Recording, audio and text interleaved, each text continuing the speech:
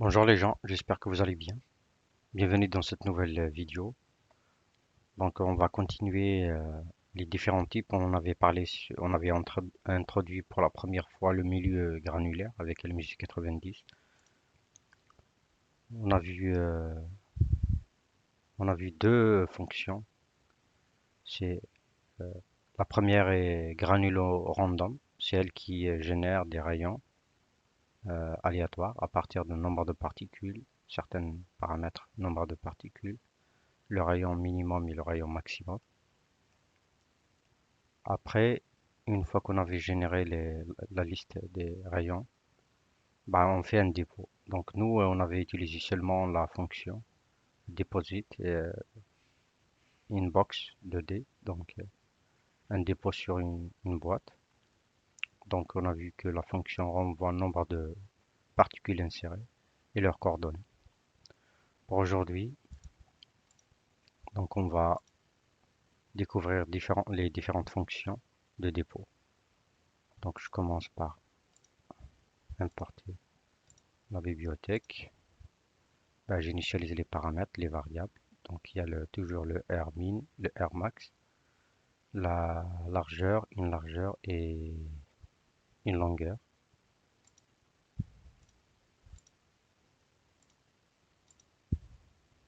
Je définis un modèle, un matériau. Après, je fais appel à la fonction granulo random pour que je puisse générer les rayons. Après, on aura la partie du code où j'ai fait des conditions pour sélectionner le cas que vous voulez, donc cas par cas. Donc la première, on a repris le dépôt dans une boîte avec bien sûr la liste des rayons et la longueur et la largeur. Ça c'est pour le cas 0. Donc si je fais 0,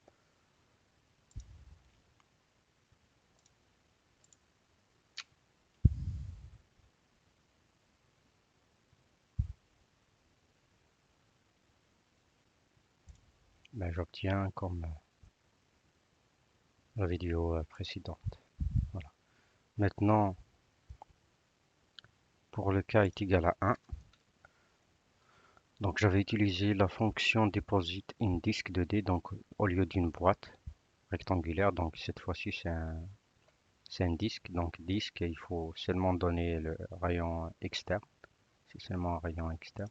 J'ai dit qui est égal à 110. Bah, si j'exécute,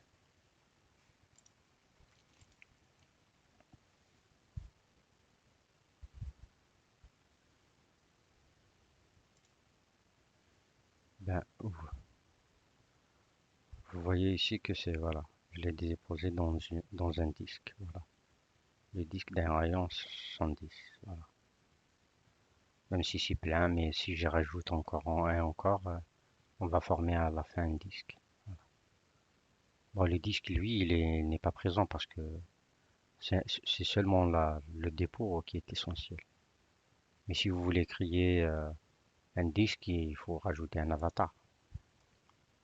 Voilà pour la deuxième fonction. Donc, la troisième fonction, je dépose dans une couette. Donc, euh, ici, j'ai dit dans le cas 2, donc la troisième fonction, dépôt pour un cisaillement de couette. Donc, pour un cisaillement de couette, il faudra deux rayons, donc le rayon externe et le rayon interne. Voilà. Donc, et en plus, j'ai dit, bon, j'ai donné comme paramètre les rayons aléatoires, la liste des rayons aléatoires. Donc, comme les deux fonctions précédentes, elles renvoient le nombre de particules insérées et leurs coordonnées. Donc, euh,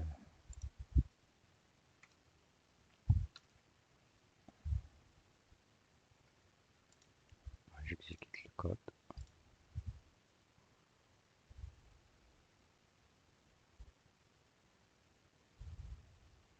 Bah, vous voyez ici que, voilà, il y a un rayon interne, il y a un rayon externe. Mais par contre, il faut faire attention aux deux rayons parce que si je dis que le rayon externe c'est 110, il est plus grand que le nombre de particules ne soit pas assez pour remplir entre les deux, comme notre exemple rendu d'exemple pour 80 et 60, ben vous allez voir comment il va faire comment va être le dépôt. Donc ici le rayon interne c'est 60. On avait dit le rayon externe avant c'était 80. Bon, il fait à partir d'un nombre de particules qu'on avait donné, donc il avait fait un dépôt totalement normal. Mais par contre, pour celui-là, j'ai dit 60 et 110. Donc, il- normalement, le rayon externe, il sera là. Mais par contre, comme vous voulez voir, comme vous êtes en train de le voir, le nombre de particules, il n'est pas assez pour remplir entre les deux rayons. Donc, c'est pour cela qu'il a fait en sorte qu'il remplit jusqu'au rayon externe. Ce qui reste de particules. Voilà. Donc, vous pouvez soit rajouter comme moi je vais rajouter. Je vais essayer de rajouter encore. Je vais dire 1200.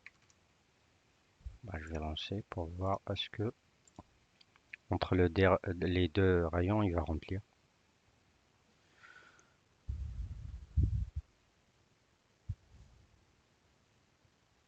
Voilà. Il a rempli, il a bien rempli, mais par contre il reste encore beaucoup d'espace. Pour qu'on puisse remplir le tout, il faut minimum 1800.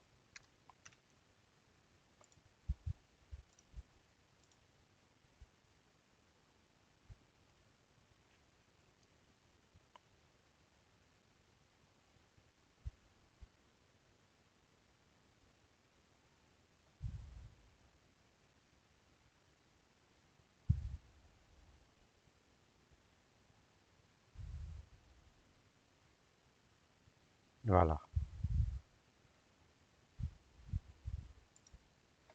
Donc ça c'est la fonction depositing coet 2D.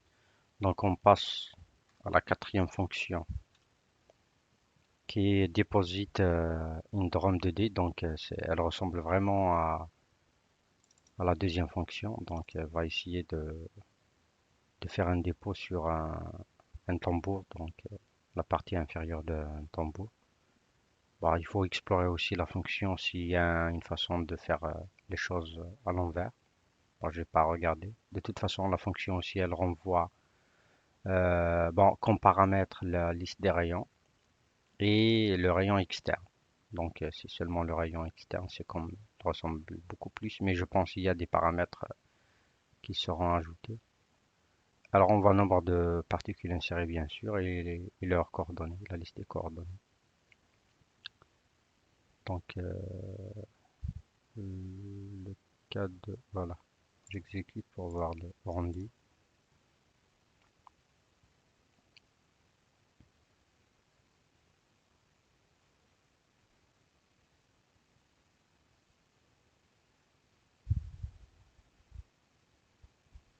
Voilà.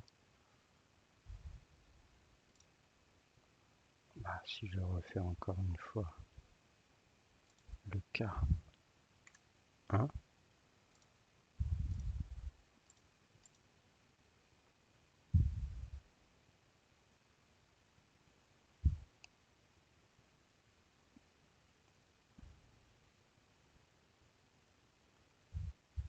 ouais, presque c'est la même fonction. Donc, on continue.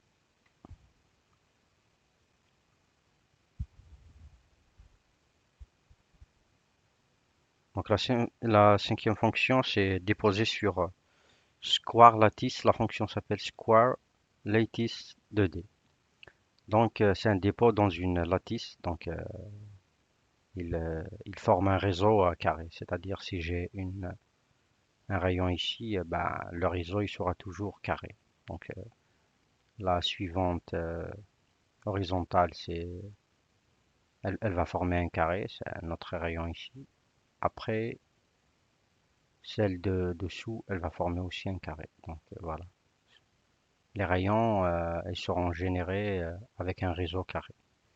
Voilà, donc si je mets ici le 4, bah, je vais diminuer un peu le nombre de particules.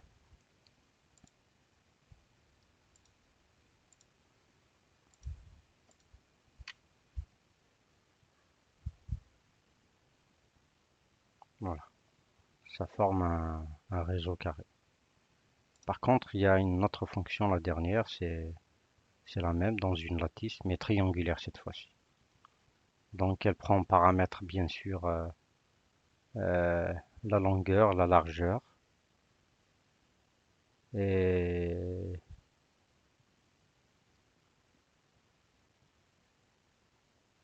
la largeur de la boîte bien sûr dans lequel elle va insérer. Ça c'est la distance entre le deux particules. Ça dans quelle position elle va commencer et selon X et selon Y. Voilà. Donc une fois que je termine, elle me renvoie seulement, elle peut pas, cette fonction, j'avais pas dit, elle ne renvoie pas un nombre de particules insérées, mais par contre, elle ne renvoie que leurs coordonnées. Donc simplement pour avoir le nombre de particules insérées, donc je n'ai que à donner en paramètre à la fonction shape de NumPy. Donc si je dis shape d'un vecteur, la fonction shape, donc elle me renvoie la dimension. Donc premier c'est les lignes, après c'est les colonnes. Je n'ai que à avoir à accéder à la première information avec le tableau 0. Je divise par 2. Voilà. Division entière par 2. Donc elle va me renvoyer avec cette information, j'aurai un nombre de particules insérées. Donc il y a une deuxième fois, la dernière c'est triangulaire, lattice de D. Donc bon, la longueur et la largeur. Après ça c'est la distance, le, le début, les coordonnées du début, elle me renvoie la liste des rayons. Ben, je pourrais aussi avoir un nombre de particules insérées. Donc, je vais voir avec la dernière. Donc, elle forme un réseau triangulaire.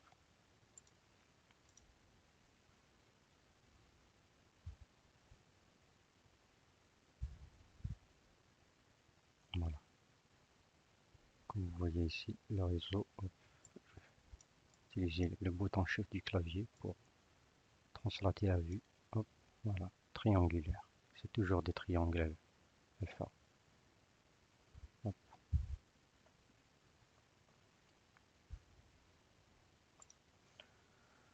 Donc, c'est tout ce qu'il y a pour ce cours. On a vu, on avait vu toutes les fonctions de dépôt que le préprocesseur nous offre. Donc, vous pouvez combiner voilà, entre les différentes fonctions pour faire un dépôt de, voilà, que vous voulez, donc avoir le modèle que vous voulez. Donc, je vous donne rendez-vous pour une prochaine vidéo. Je vous remercie.